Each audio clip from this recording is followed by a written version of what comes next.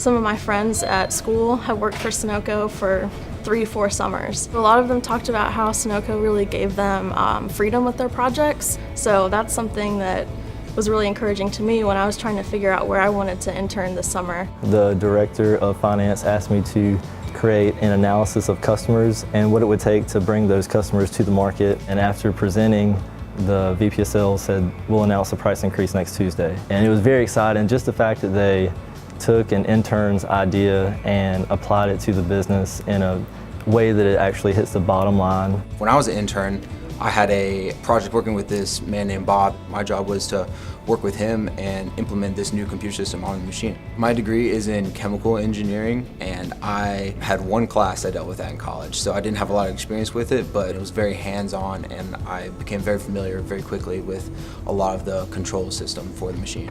And we were able to implement that on the machine before the end of the summer. It's not an easy thing to become an intern and be given full-time work. There's a lot to learn in a short amount of time, and that's made such a difference on where you end up and where you want to find yourself. The responsibility that was given to me, it's really cool to turn around and say, like, I did that, like I helped with that, and it was very, very gratifying.